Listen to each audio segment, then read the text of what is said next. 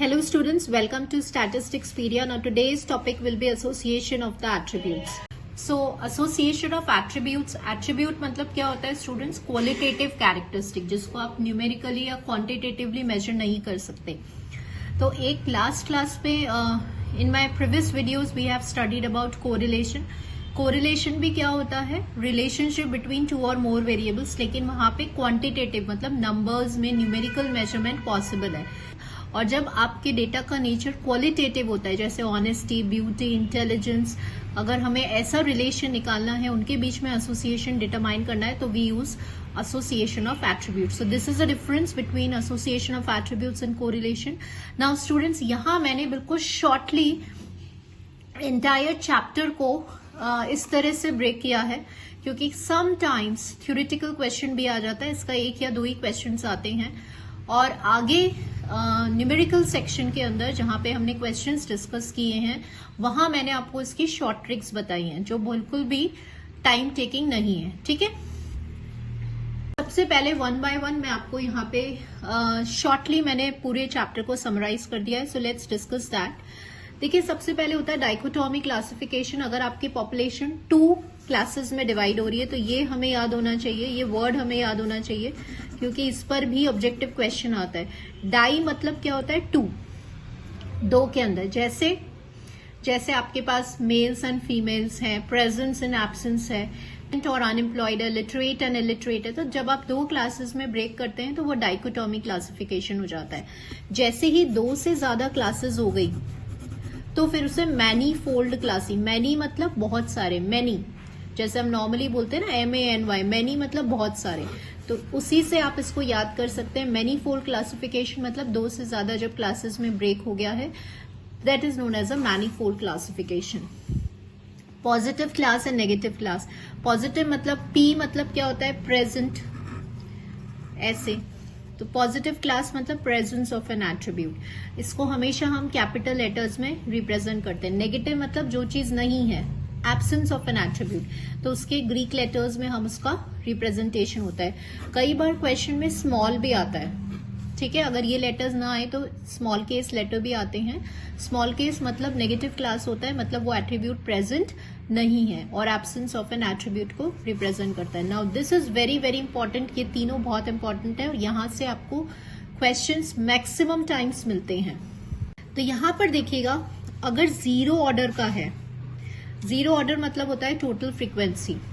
ठीक है, number of attributes. Order मतलब क्या होता है स्टूडेंट्स, की कितने एट्रीब्यूट्स प्रेजेंट है. जैसे कि सपोज यहाँ पर ये है, तो यहाँ पे एक एट्रीब्यूट प्रेजेंट है, तो इसका ऑर्डर हो गया फर्स्ट. यहाँ पे आप देख रहे हो 2 एट्रीब्यूट्स हैं, तो इसका ऑर्डर हो गया सेकंड. 3 है तो 3 एट्रीब्यूट्स.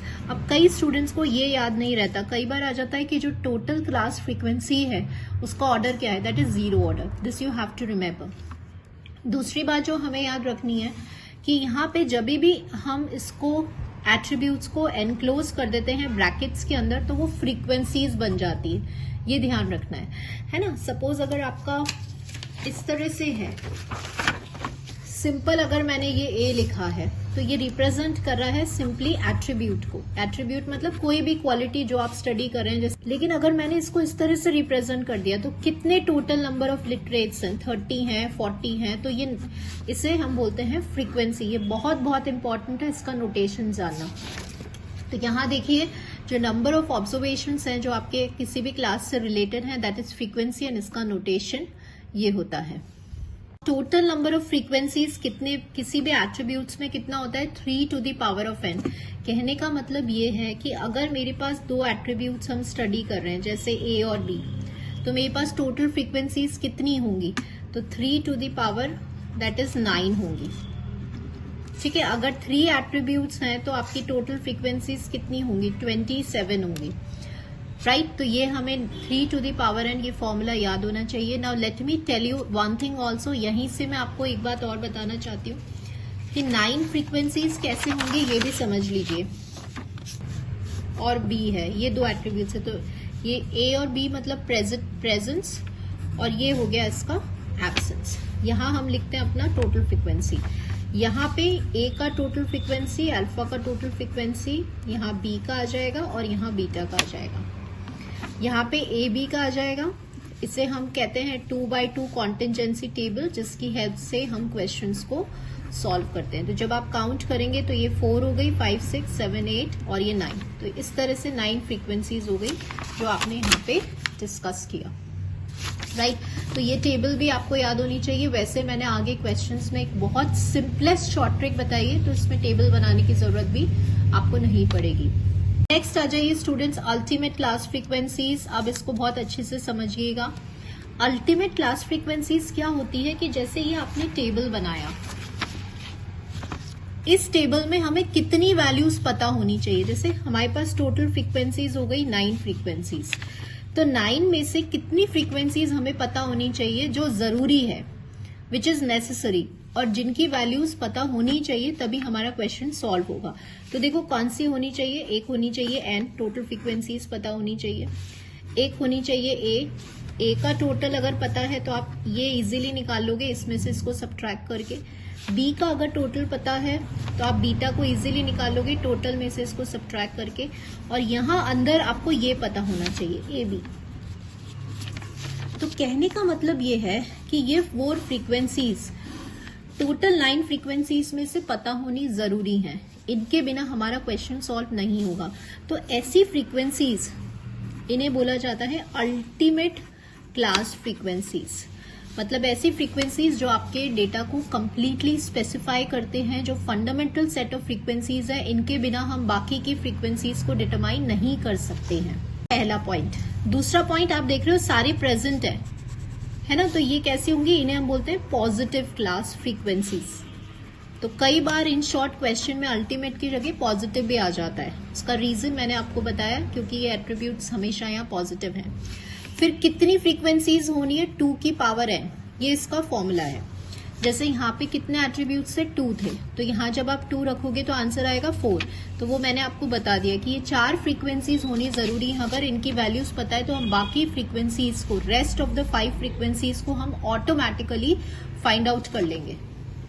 सो यहाँ पे आपने देखा स्टूडेंट्स की हाईएस्ट ऑर्डर की फ्रीक्वेंसीज होती हैं, ठीक है, पॉजिटिव क्लास होती हैं जो आपके डेटा सेट को कंप्लीटली डिटरमाइन करती हैं, और फंडामेंटल सेट के नाम से भी इनको जाना जाता है। तो इनमें से सारे पॉइंट्स इंपॉर्टेंट है। और टोटल अल्टीमेट क्लास फ्रीक्वेंसीज कितनी होती है, 2 की पावर n।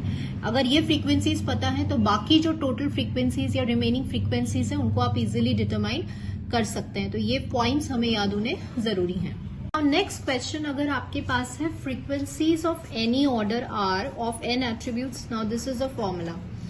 बहुत बहुत इंपॉर्टेंट है। पहले पे हम समझेंगे कि इसका मतलब क्या है। देखिए, सपोज अगर आपके पास जो है 3 एट्रीब्यूट्स हैं, कौन से, A, B and C, these are the 3 attributes. And question कहता है कि चलो बताओ फर्स्ट ऑर्डर की कितनी फ्रीक्वेंसीज होंगी, फर्स्ट ऑर्डर की कितनी फ्रीक्वेंसीज होंगी। अगर इस टाइप का क्वेश्चन है तो जो भी आपसे क्वेश्चन पूछा जा रहा है उसको आर लेंगे। आर मतलब यहाँ पे 1 हो जाएगा। तो फॉर्मूला क्या होता है, NCR, टोटल में से ये 2 की पावर r, तो 3C, ये तो 3 हो गया, ये 2 हो गया। तो 6 फ्रीक्वेंसीज ऐसी होंगी जिनको ऑर्डर कैसा होगा, फर्स्ट ऑर्डर होगा। सपोज अगर क्वेश्चन कहता है कि सेकंड ऑर्डर फ्रीक्वेंसीज जो है वो कितनी होगी, तो यहाँ पे r कितना हो गया, 2 हो गया। तो once you will put it in the formula तो आपके पास ये आ जाएगा। Now how you have to solve 3C2, पहले आप ये समझ लीजिए। मेनी टाइम्स मैंने वीडियो में आपको बताया है कि ये सॉल्व करना आना चाहिए। 3 को 2 बार लिखेंगे डिक्रीजिंग में, तो 3 into 2 लिख दिया। 2 को लिखेंगे 2 into 1, सॉल्व करेंगे तो 3 आ जाएगा, 4 आ जाएगा। दैट मीन्स 12 फ्रीक्वेंसीज ऐसी हैं जिनको ऑर्डर सेकंड है। इसका मतलब इस तरह की जो फ्रीक्वेंसीज हैं ऐसी, ये सेकंड ऑर्डर फ्रीक्वेंसीज। तो ये ऐसी कितनी होंगी, 12 होंगी। किसमें, जब एट्रीब्यूट्स 3 होंगे। तो ये फॉर्मूला वहां आता है जब इस टाइप का क्वेश्चन आता है। आगे न्यूमेरिकल सेक्शन में भी हम इस टाइप के क्वेश्चंस और देखेंगे। अब now here we have certain methods, तो आपको ये मेथड्स भी याद होने चाहिए। कई बार क्वेश्चन आ जाता है कि कौन से वाले मेथड्स जो हैं वो एसोसिएशन के हैं, तो ये भी हमें याद होने चाहिए। पहला है आपका मेथड ऑफ प्रोबेबिलिटी। अब यहाँ पे सपोज ये जो फ्रीक्वेंसी है, ये ऑब्जर्व फ्रीक्वेंसी अगर आपकी है, तो इसको आप कैसे लिख सकते हो, अगर इक्वल टू साइन आता है ऑब्जर्व फ्रीक्वेंसी को आप इस तरह से एक्सपेक्टेड फ्रीक्वेंसी में लिख सकते हैं, A into B divided by total frequency. तो यहां पे अगर साइन इक्वल आ रहा है तो नेचर कैसा होगा, इंडिपेंडेंट। इंडिपेंडेंट मतलब ए और बी में कोई भी रिलेशन नहीं है। सपोज अगर आपका ये वाला इस टाइप का है, ध्यान रखिएगा कि यहाँ पे पॉजिटिव वाला होना चाहिए, सबसे पहले पॉजिटिव होना चाहिए। अब पॉजिटिव की साइड कौन सा वाला साइन है, ग्रेटर साइन है, राइट। तो greater sign A into B by n, तो दैट मीन्स जब भी ग्रेटर होगा तो इसका मतलब दे आर पॉजिटिवली एसोसिएटेड। इनका नेचर कैसा है कि पॉजिटिवली एसोसिएटेड, मतलब अगर एक में इंक्रीज हो रहा है तो दूसरे में भी इंक्रीज होगा। अब ये जो पॉजिटिव है इसकी तरफ अगर लेस देन वाला साइन है तो मतलब ये हो गया नेगेटिवली एसोसिएटेड। सपोज आपका जो ऑब्जर्व फ्रीक्वेंसी है वो ऐसा है, अब इस ऑब्जर्व फ्रीक्वेंसी में ग्रेटर देन साइन है तो ये हो गया आपका पॉजिटिवली एसोसिएटेड। यहां पे लेस है तो ये हो गया नेगेटिवली एसोसिएटेड।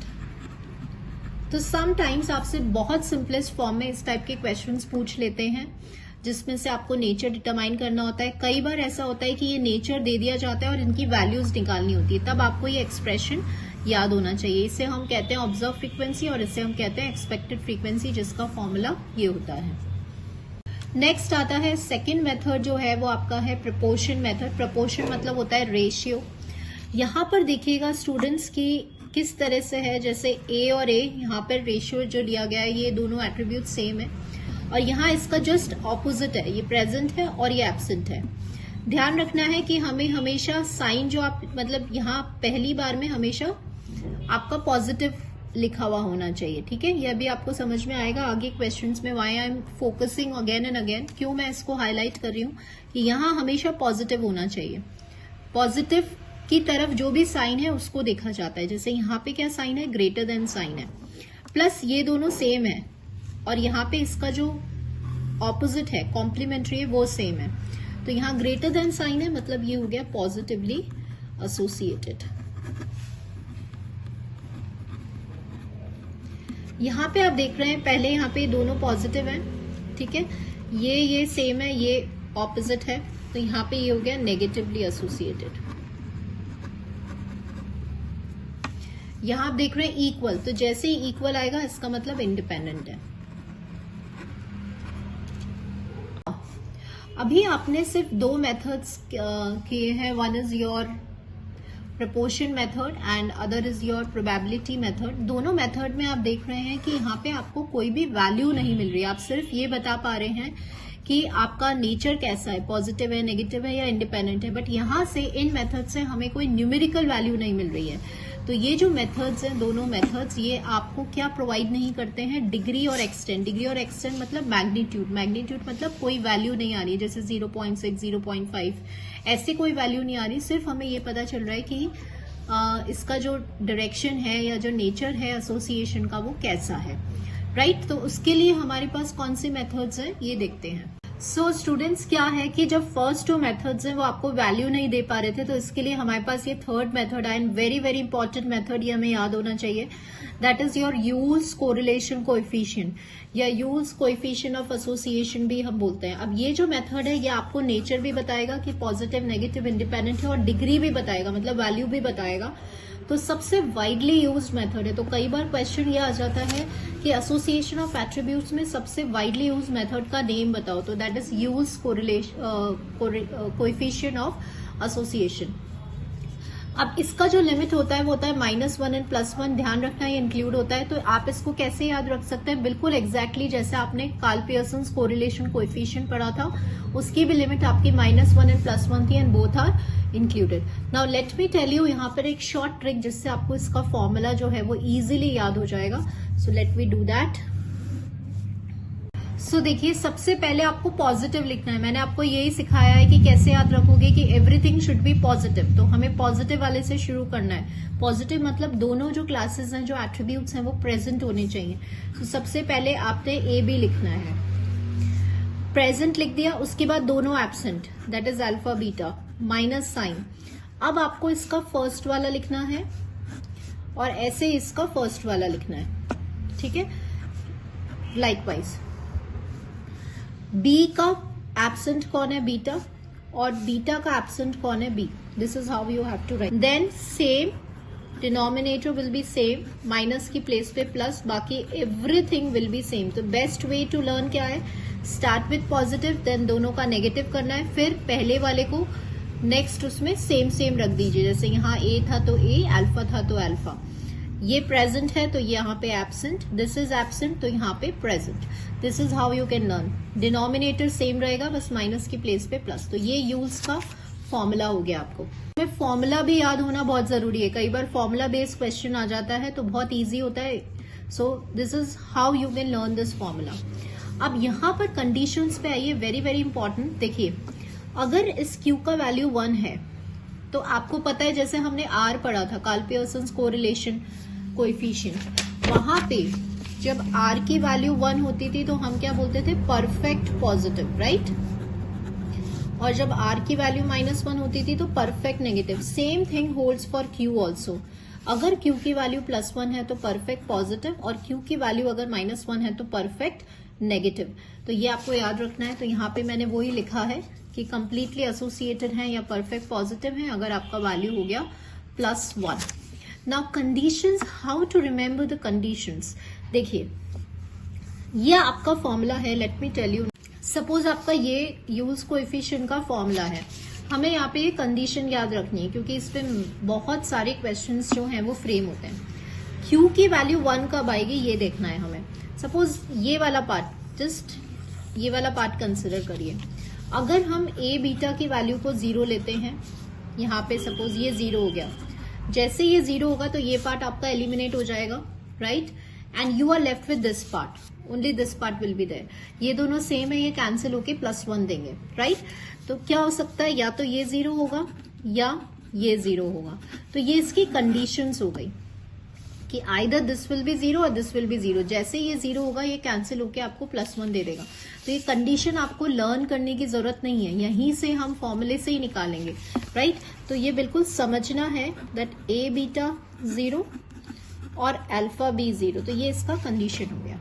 तो समटाइम्स क्वेश्चन में दे देते हैं कि अगर ये वैल्यू 0 है तो Q की वैल्यू बताओ, तो वो 1 हो जाएगी, या अगर Q की वैल्यू है तो क्या कंडीशंस हैं। तो ये आप दोनों आपको लर्न होना चाहिए।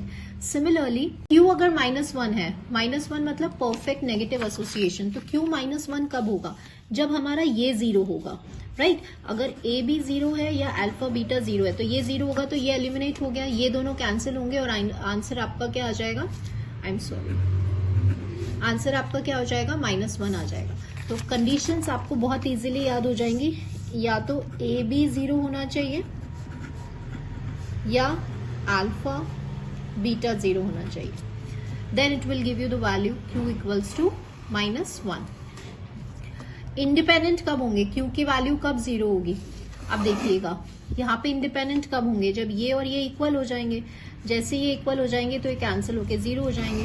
तो इंडिपेंडेंट की कंडीशन क्या हो गई, A B alpha beta should be equals to A beta upon alpha B, this is a condition, right.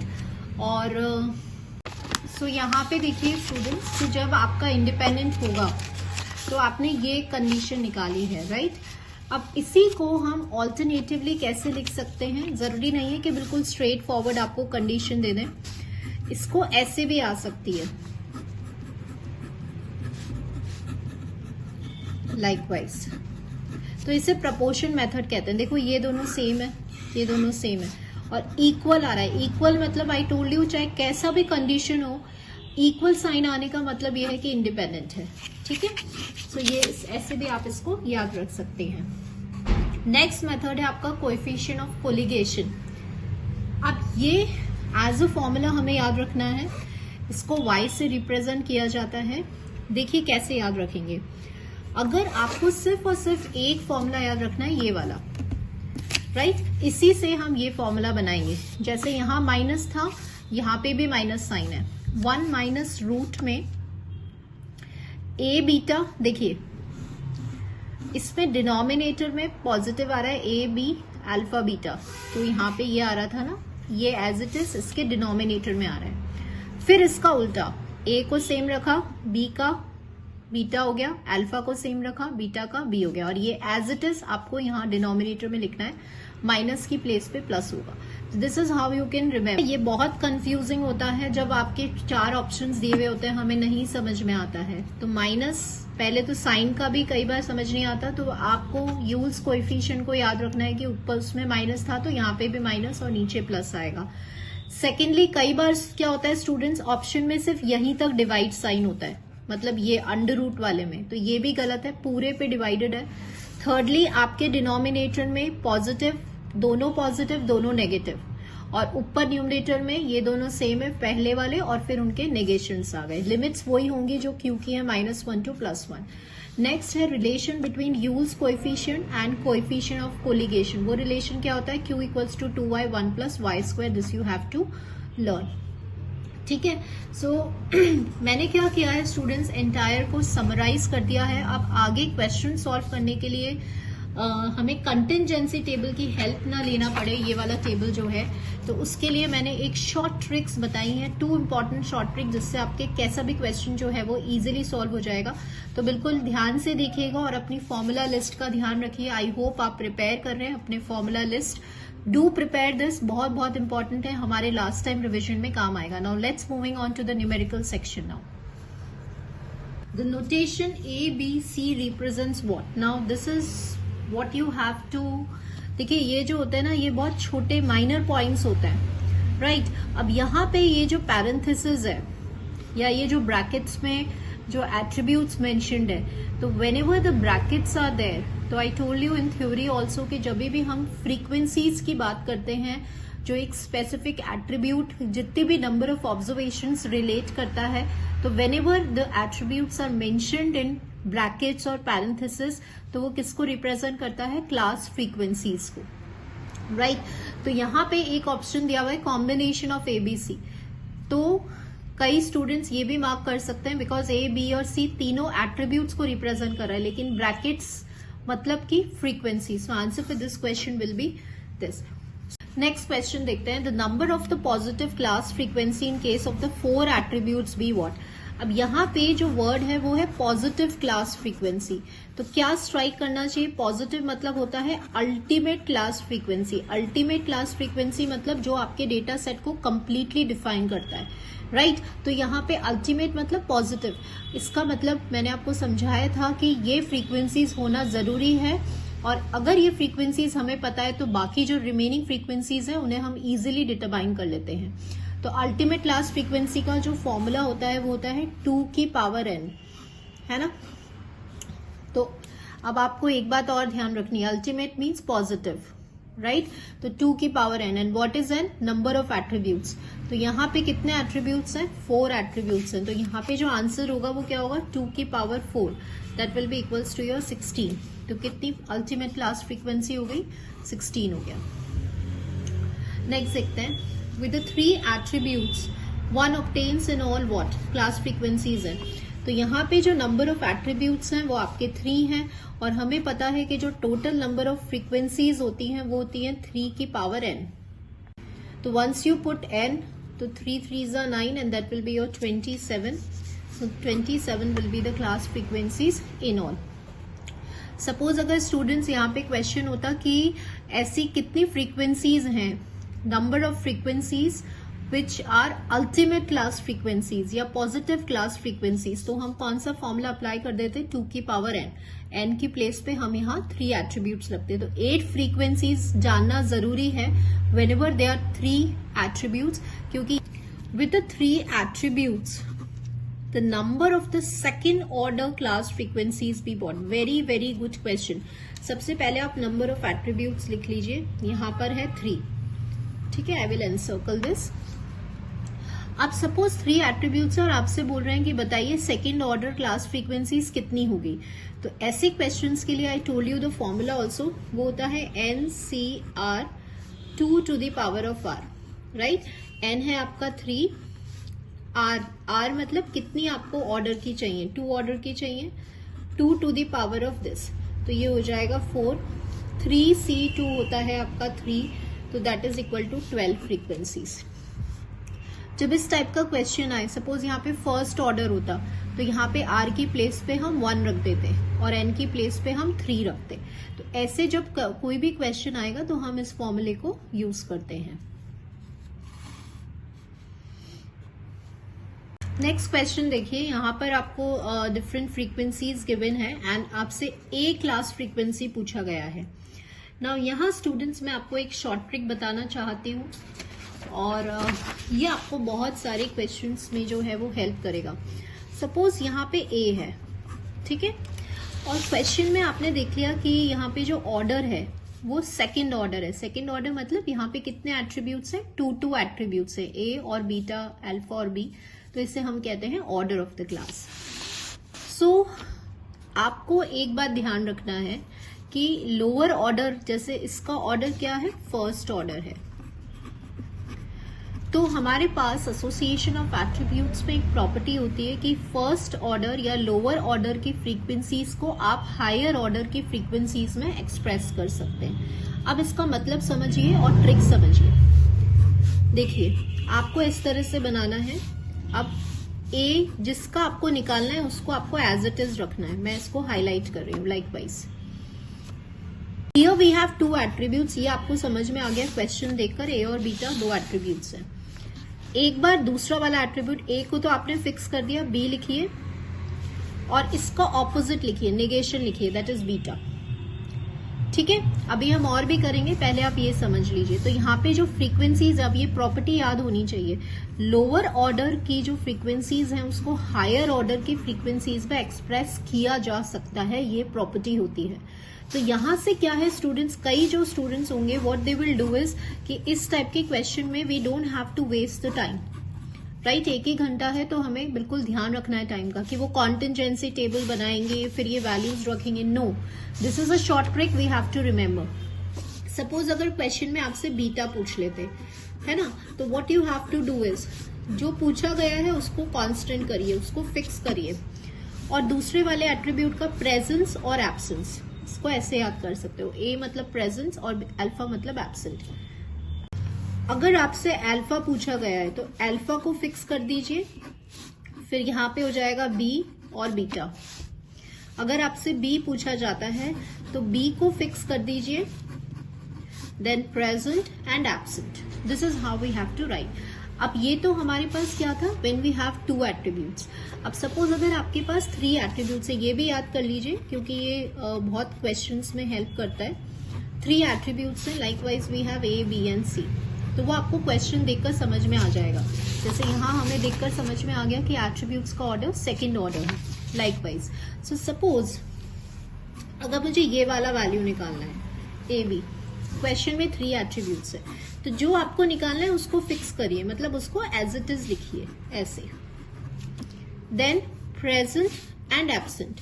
सी का एब्सेंट कौन होता है, गामा। बी का एब्सेंट कौन होता है, बीटा। ए का कौन होता है, अल्फा होता है, राइट। सपोज अगर आपको ए सी निकालना है तो ए और सी, ए एंड सी हमने फिक्स कर दिया, फिर बीच वाला बी हो गया, प्रेजेंट एंड एब्सेंट, राइट। तो ये आपको क्वेश्चंस में वैल्यूज गिवन होगा, कोई सी भी वैल्यूज का निकाल सकते हैं। तो अभी हमने लाइकवाइज कोई सा भी आपसे पूछे आप इजीली निकाल सकते हैं, राइट। सो स्टूडेंट्स, अभी आपने 3 पॉइंट्स जो है यहीं पे सीख लिए कि लोअर ऑर्डर फ्रीक्वेंसी को हायर ऑर्डर फ्रीक्वेंसी में एक्सप्रेस करते हैं। तो हम मैक्सिमम टाइम्स इसी फॉर्मूला को यूज करेंगे। ये ट्रिक आप अपने नोट्स में फॉर्मूला लिस्ट में जाएगी आपकी, जहां पे आपको इस तरह से हाईलाइट करना है ताकि आपको याद रहे कि जो हमें निकालना है उसको फिक्स करना है, present and absent. This is how we have to write. अगर 3 एट्रीब्यूट्स हैं तो हम इस तरह से अपने फॉर्मूले को फ्रेम कर सकते हैं। Now moving on to the question part. अब यहाँ पे ए निकालना था, राइट, तो आपने इसको एक्सप्रेस कर दिया।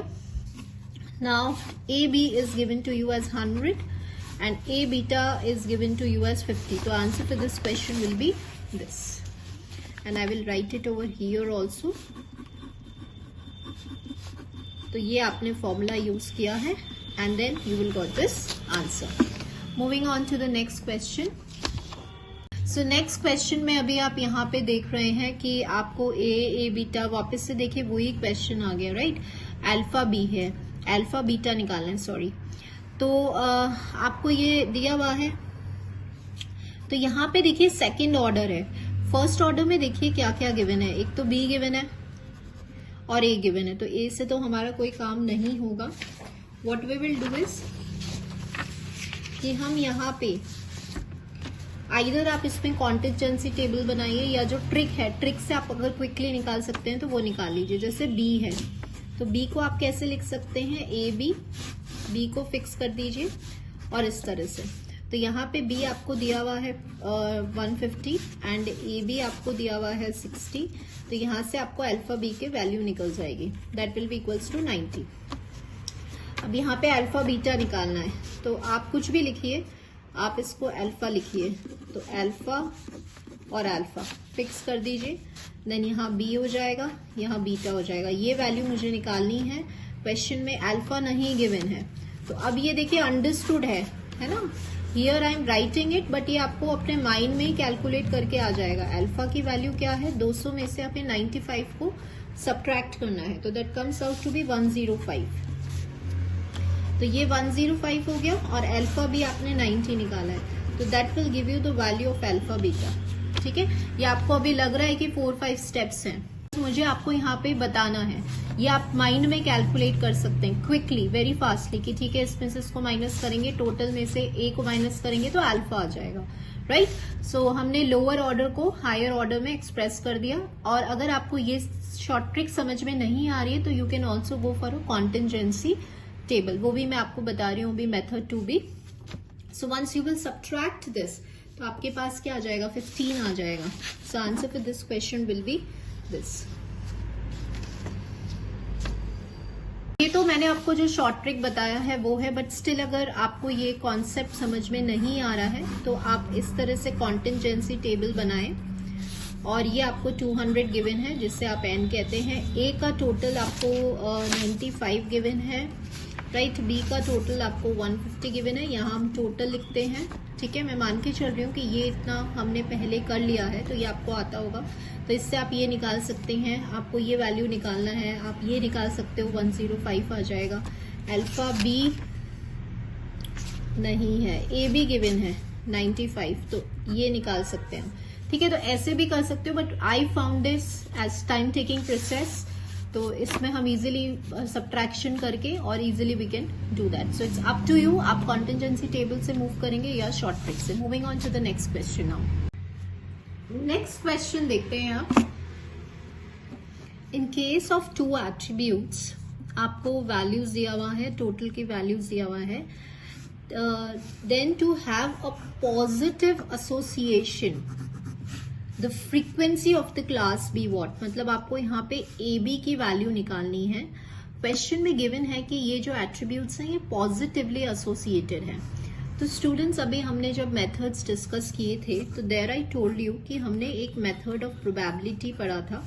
पॉजिटिवली मतलब इसको आप इस तरह से लिख सकते हैं, ऐसे, है ना। This is a meaning of positively associated. तो ये कुछ जो हमने एक टेबल याद किया था वो हमें याद होना चाहिए। तो ए बी की वैल्यू हमें निकालनी है, बाकी रेस्ट ऑफ द वैल्यूज आपको क्वेश्चन में गिवन है। Simply put that and once we will solve, तो ए बी की वैल्यू ग्रेटर होनी चाहिए 6 से, ठीक है। So A B must be greater than C. So ये भी हमारे काम में आ जाते हैं। कई बार क्वेश्चंस क्या आते हैं, ये गिवन होता है और आपसे पूछ लेते हैं कि एसोसिएशन का नेचर कैसा है, जैसे पॉजिटिवली। यहाँ थोड़ा सा क्वेश्चन डिफरेंट आ गया, पॉजिटिव एसोसिएशन गिवन है और आपसे इसका वैल्यू पूछ लिया, तो this we have to remember. Now next question, very very good question, मैं इसको मार्क कर रही हूँ। एंड यहाँ पे मैंने इसी पैटर्न के 2 क्वेश्चंस फ्रेम किए हैं to make you understand. Question में नेचर डिटरमाइन करना है, ठीक है। और इस तरह से क्वेश्चन दिया हुआ है। अब ये जो आपको मैंने बताया, जो स्मॉल लेटर होता है वो एब्सेंट होता है और ये जो कैपिटल लेटर होता है ये प्रेजेंट होता है, ठीक है। अब स्टूडेंट समझिएगा कि हमेशा हमें पॉजिटिव साइड पे रहना है ना। जैसे अगर कोई हम क्या कहते हैं कि हमारी जो अप्रोच है वो पॉजिटिव होनी चाहिए, हमारा जो माइंड है वो पॉजिटिव होना चाहिए, we should always think positive. तो ऐसे आप याद कर सकते हो कि यहाँ पे पॉजिटिव फ्रीक्वेंसी न्यूमरेटर में कौन सी है, जहां पे पॉजिटिव मतलब दोनों प्रेजेंट होने चाहिए। तो आप देख रहे हैं ये वाली, दिस इज अ पॉजिटिव, यहाँ पे ये एब्सेंट आ गया, तो वी डोंट वांट एब्सेंट, हमें पॉजिटिव वाली चीजों को कंसिडर करना है, पॉजिटिव एट्रीब्यूट्स को कंसिडर करना है। तो अब ये क्वेश्चन घुमा के आया हुआ है, ये मैं इतना क्यों समझा रही हूँ आपको याद रहेगा कि हमें पॉजिटिव चीजों पे मूव करना है, ठीक है। तो पहले लिखना है आपको ऑलवेज, ये ट्रिक है जिससे आपको याद रहेगा। फिर इस पे साइन ग्रेटर था तो ग्रेटर लगा दीजिए, फिर ये ऐसे था और ये ऐसे था।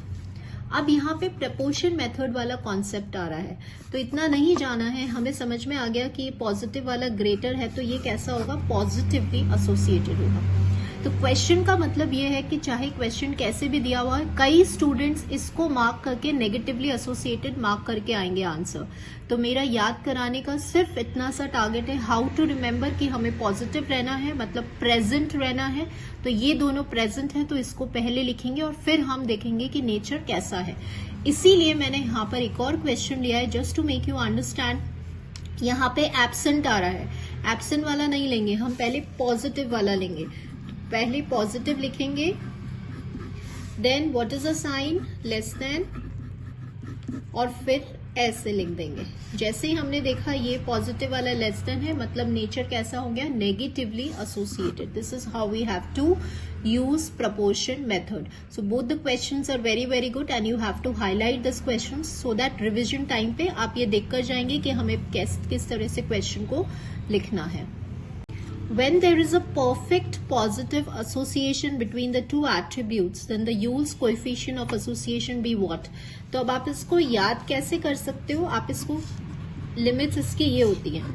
अब बेस्ट वे है स्टूडेंट्स याद करने का ये वाला, अगर आपको याद आ रहा है तो कार्ल पियर्सन्स कोरिलेशन कोएफिशिएंट है ना। कोरिलेशन में भी वही होता है कि आप यहाँ पे एसोसिएशन फाइंड करते हो, लेकिन यहाँ पे एट्रीब्यूट्स होते हैं, क्वालिटेटिव नेचर होता है, यहाँ पे क्वांटिटेटिव नेचर होता है। बट ये बेस्ट वे है याद करने का, कोरिलेशन एसोसिएशन, यूल्स की लिमिट ये होती है।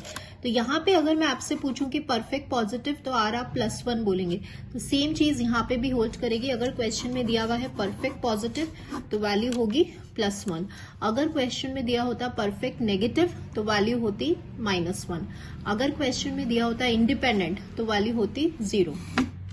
नेक्स्ट क्वेश्चन देखिए, the condition for the consistency of the independent class frequency is that no ultimate class frequency be what. तो कंसिस्टेंसी ऑफ द डेटा मतलब ये होता है कि सारी क्लास फ्रीक्वेंसीज को हमेशा पॉजिटिव रहना है, ठीक है। कोई भी वैल्यू नेगेटिव नहीं आनी चाहिए, कोई भी आंसर नेगेटिव नहीं आना चाहिए, तो तभी आपका डेटा कैसा होगा, वैलिड होगा और कंसिस्टेंट होगा। तो क्वेश्चन में ये पूछा जा रहा है कि कंडीशन बताओ कि डेटा कंसिस्टेंट कब होगा, जब कोई भी no class frequency is negative. इसी क्वेश्चन को अगर टर्न कर दें तो हम all the ultimate class frequencies must be positive. मैं दोनों वेज से समझा रही हूँ। सारी अल्टीमेट क्लास फ्रीक्वेंसीज को कैसा होना है, पॉजिटिव होना है, मतलब उनका आंसर प्लस में आना चाहिए। और कोई भी class frequency, no ultimate class frequency is negative. तो यहाँ पे हल्का सा ट्विस्ट कर दिया क्वेश्चन में, और लेकिन दोनों का मतलब ये है कि answer must be in positive. Next question देखिए, the frequency of the class can be expressed as the sum of the frequencies of. So right now I told you students कि अगर आप किसी भी क्लास की फ्रीक्वेंसी को express कर सकते हैं as a sum of the frequencies of higher order, तो यहाँ पे वही क्वेश्चन पूछा गया है कि किसी भी क्लास की फ्रीक्वेंसीज को आप एक्सप्रेस कर सकते हैं as a sum of the frequencies of higher order. Next question देखते हैं, in case of two attributes this class can be expressed as what.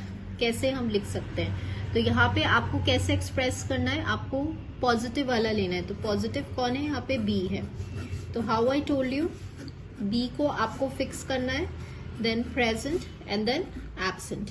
तो अल्फा बी की वैल्यू आपको निकालनी है, तो अल्फा बी की वैल्यू हो जाएगी B minus A B. This will be the answer. The class frequency alpha beta in terms of the class frequency of the positive attributes be what? Alpha beta की मुझे value निकालनी है, यहाँ पे options दिए हुए हैं। सो एक तो होता है स्टूडेंट्स कॉन्टिजेंसी टेबल से आप कर सकते हैं, है ना, इजीली आप निकाल सकते हैं। और एक शॉर्ट ट्रिक मैं आपको और बता रही हूँ जो आपको हेल्प करेगा। स्टूडेंट्स बहुत ध्यान से समझिएगा, है ना। ये क्वेश्चन में इसके जो आंसर्स है ना वो पॉजिटिव क्लास में आप देख रहे हो सारे प्रेजेंट है। तो जब भी ऐसा क्वेश्चन आए ना, I will tell you the best trick कि विद इन अ सेकेंड आप इसका आंसर बता पाए। लेकिन ऑप्शंस पॉजिटिव क्लास में अगर हैं तो इजीली आप इस ट्रिक पे अप्लाई कर सकते हैं। देखिएगा, इसको समझिएगा। जैसे अल्फा बीटा है ना, तो अल्फा बीटा, तो आप इसको नॉर्मल अल्फा बीटा लिखिए और डॉट एन लिखिए। ये इसका फॉर्मूला है। एन मतलब टोटल फ्रीक्वेंसी से मैंने इसको मल्टीप्लाई कर दिया एक्सपेक्टेड फ्रीक्वेंसी को।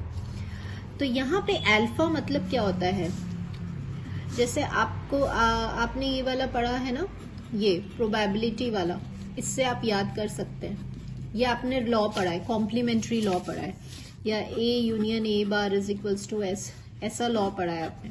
नहीं, ये नहीं जाएगा, यहाँ पे ये जाएगा, कॉम्प्लीमेंट्री लॉ। तो जैसे अल्फा है तो हम इसको 1 माइनस ए लिखेंगे, ठीक है, या यूजिंग दिस फॉर्मूला। बीटा है तो हम इसको 1 माइनस बी लिख देंगे, बस आपको यही करना है।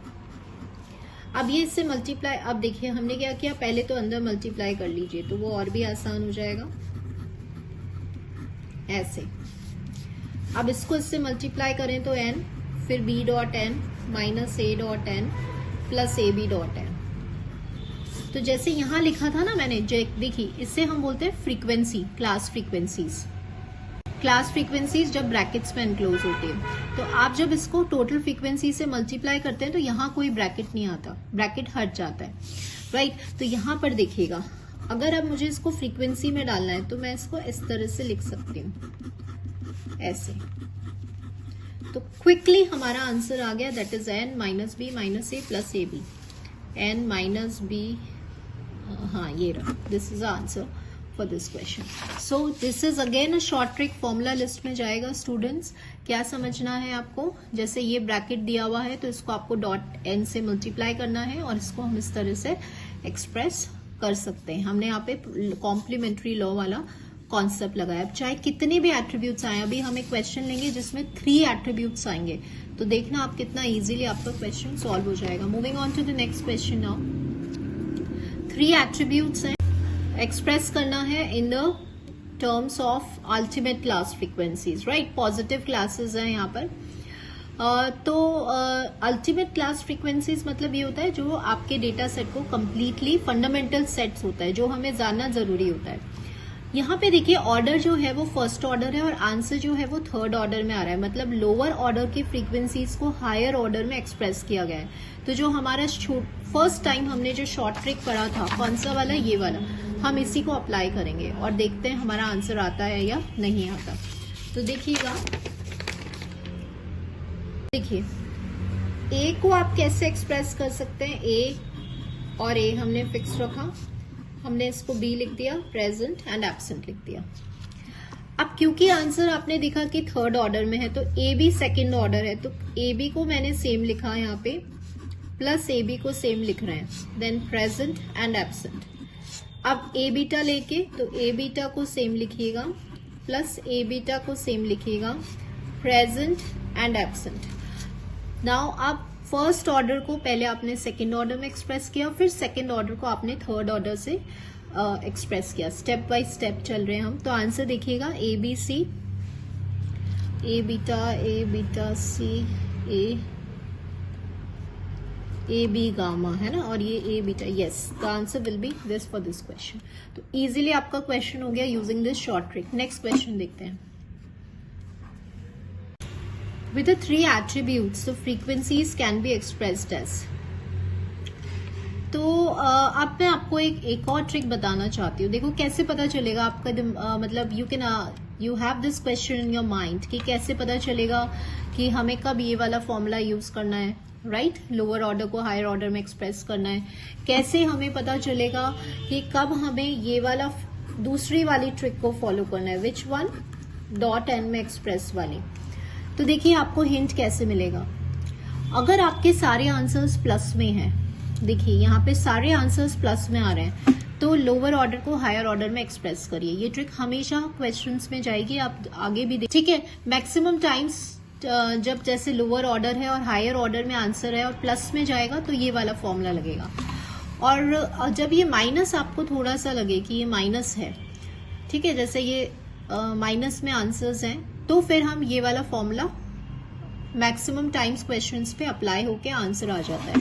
तो अभी देखिए, जब हम ये वाला लास्ट वाला क्वेश्चन देख रहे हैं तो हमने देखा कि आंसर्स में माइनस साइन आ रहा है, तो हम अब कौन से वाले फॉर्मूले पे जाएंगे, कौन सी वाली शॉर्ट ट्रिक पे जाएंगे, ये एन वाली, इस वाली पे, ठीक है। तो लेट्स ट्राई दिस क्वेश्चन, क्योंकि ये 3 एट्रीब्यूट्स का है, तो लेट्स डू दिस। सो सबसे पहले स्टूडेंट्स हमने क्या किया, जैसे ये आपको लिखना था ए बीटा गामा, तो आप इसको लिख दीजिए, नॉर्मल ब्रैकेट्स हटा के डॉट एन कर दीजिए। नाउ नेक्स्ट, ए तो ऑलरेडी पॉजिटिव है, जो नेगेटिव वाला है उसको लिखना है, तो ये 1 माइनस बीटा हो गया और ये 1 माइनस सी हो गया, एन अभी अपना बाहर चल रहा है। अब ये जो ब्रैकेट है उसको नॉर्मल कैलकुलेशन से मल्टीप्लाई कर लीजिए, दैट विल बी 1 हो गया, माइनस बी हो गया, माइनस सी हो गया, प्लस बी सी हो गया, डॉट एन हो गया, ठीक है। ए से मल्टीप्लाई कर लीजिए इसको, है ना। अब a डॉट एन आएगा तो वो ब्रैकेट लग जाएगा, फिर माइनस ए बी हो जाएगा, माइनस ए सी हो जाएगा, and plus we have A B and C. तो आंसर एक बार चेक करते हैं, A minus A B minus A C minus AC. This will be the answer for this question. So I told you the hints also. Maximum times ये आपकी short trick work करेगी जब negative and positive अगर दोनों मिल रहे हैं, तो आप फर्स्टली यही वाला ट्राई करें, डॉट एन से मल्टीप्लाई करके, और जो नेगेटिव पार्ट है उसमें कॉम्प्लीमेंट्री लॉ लगाएं। पॉजिटिव है तो उसको एज इट इज रहने दीजिए। एंड इफ वी हैव कि अगर आपकी लोअर फ्रीक्वेंसी गिवन है और हायर फ्रीक्वेंसीज में एक्सप्रेस्ड है और बीच में सारे साइन पॉजिटिव हैं, तो आप अपना ये वाला कॉन्सेप्ट लगा सकते हैं कि लोअर ऑर्डर को हायर ऑर्डर में एक्सप्रेस करना है। तो एसोसिएशन ऑफ एट्रीब्यूट्स में आई टोल्ड यू द 2 मतलब ट्रिक्स, जिससे आपके ये कैलकुलेशंस बहुत बहुत इजी हो जाएंगे, राइट। तो ये आपके फॉर्मूला लिस्ट में जाना चाहिए, और ऐसे क्वेश्चंस हमें छोड़ना नहीं है, बहुत स्कोरिंग है, हमारा 1 मार्क्स भी बहुत इंपॉर्टेंट है। So students, do keep revising and hope आपके लिए ये शॉर्ट ट्रिक्स बहुत बहुत यूजफुल रहा होगा, ये वीडियो आपके लिए बहुत यूजफुल रहा होगा। लाइक करते रहिए, and thank you students for watching this video.